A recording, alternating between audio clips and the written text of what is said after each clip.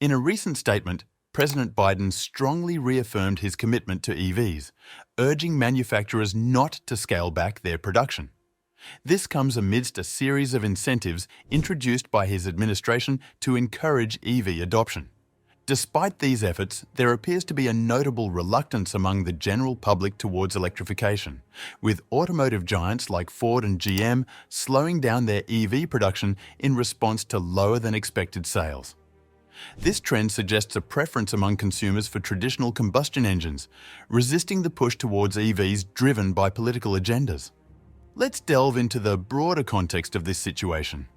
The Biden administration has been actively working to reshape America's automotive landscape, aiming to phase out gasoline-powered vehicles in favor of EVs. This isn't mere speculation. Tangible actions and proposals support this direction. For instance, the Environmental Protection Agency is proposing a rule that could drastically alter the market, targeting 60% of all US vehicle sales to be battery-powered by 2030 and 67% by 2032, a significant leap from the current 6%. Moreover, substantial financial backing is evident, with initiatives like the Inflation Reduction Act injecting a whopping $92 billion into the EV sector. This investment isn't just about numbers. It represents a significant shift toward job creation, domestic EV production, and battery manufacturing. The rationale behind this push includes environmental benefits, as EVs are touted for their lower carbon emissions and economic reasons, such as reducing dependence on oil imports and competing in the global EV market. However, this transition raises concerns for many. The switch to EVs might be seen as limiting consumer choice, particularly for those who prefer traditional gasoline vehicles. Financial considerations also come into play, as the higher upfront cost of EVs remains a barrier for many. Practicality is another issue, with the scarcity of charging stations and the longer charging times compared to refueling gasoline vehicles posing significant inconveniences. Biden's vision for an EV-dominated future seems to contrast sharply with the current market realities. While he envisions EVs as widely accessible and affordable, the actual consumer response tells a different story. Some companies are reportedly facing significant financial losses, up to $200 million weekly, and are even selling EVs at a loss. Since Biden's tenure began, EV sales have indeed tripled, and the availability of public charging ports has increased by over 40%. However, this is just one facet of a more complex situation. Auto giants like General Motors and Ford have invested heavily in EV production, setting up state-of-the-art facilities with visions of streets lined with quiet, zero-emission vehicles. Yet, the sales figures have been disappointing, leaving these companies puzzled about the whereabouts of the anticipated EV market. General Motors had ambitious plans to scale up its electric pickup truck line, but has since pumped the brakes on these expansions. Similarly, Ford has put a significant portion of their planned $15 billion EV investment on hold. These aren't just minor adjustments, they signal significant concerns within the EV movement. The situation at car dealerships also paints a stark picture. EVs are lingering unsold, much like overlooked guests at a party, while their gasoline counterparts move at a brisker pace. Dealers are going to great lengths, offering substantial discounts, rebates, and attractive financing options to move these EVs off the lots. These incentives include cash rebates as high as $7,500, additional federal tax credits, competitive lease deals, and reduced interest rates. Yet, despite these efforts, the average electric car still struggles to attract buyers. A critical point of contention remains the pricing. Even with discounts, EVs are still out of reach for many American consumers. The current situation in the EV sector reveals some sobering realities for automakers. Ford, for instance, reports a staggering loss of over $60,000 on each electric vehicle produced.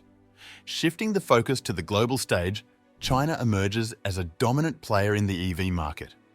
They excel not only in EV manufacturing and battery technology, but also control a significant portion of the essential minerals required for these batteries.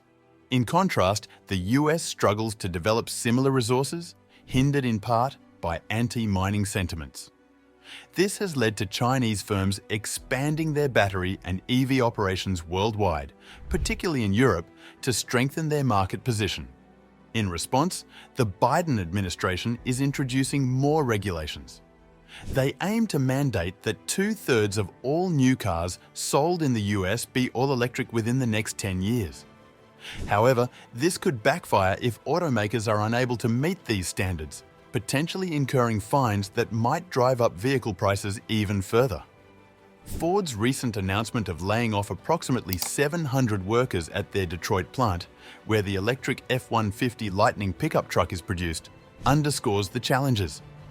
Other major players like GM, Toyota, and even Tesla are also grappling with similar issues. Tesla's CEO, Elon Musk, expressed concerns over the profitability of their upcoming Cybertruck, suggesting significant hurdles ahead. Joe McCabe, the CEO of Auto Forecast Solutions, points out that the demand for EVs is not keeping pace with supply, suggesting a possible need to scale back on EV production.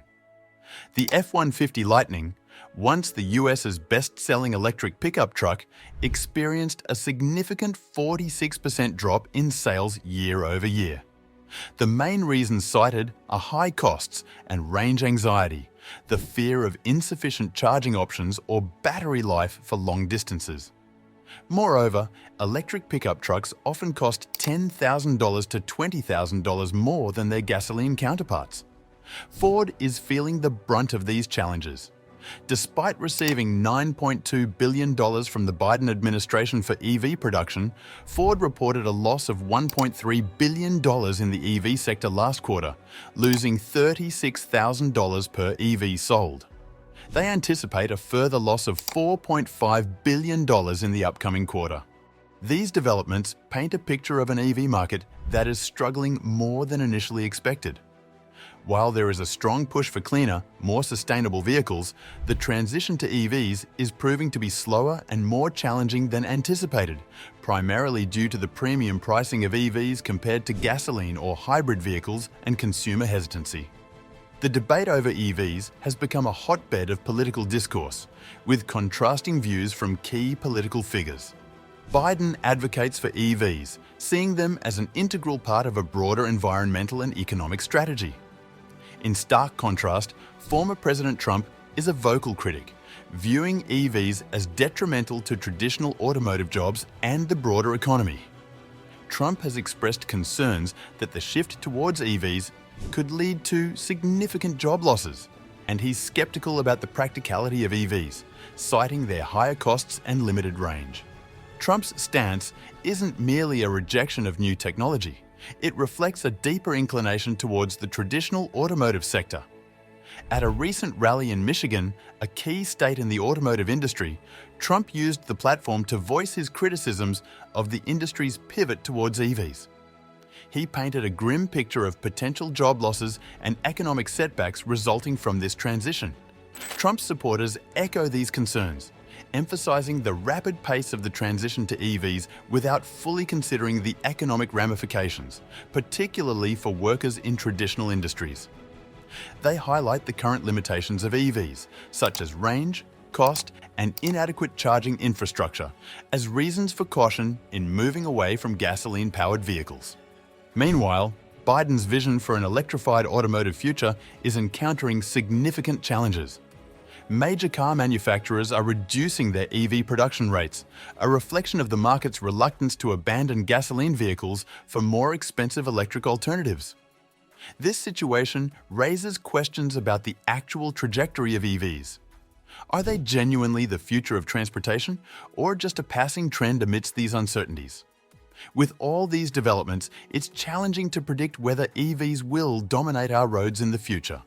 Will the enduring preference for gasoline vehicles outlast the electric wave, or will EVs eventually emerge as the preferred choice? Share your thoughts in the comments below.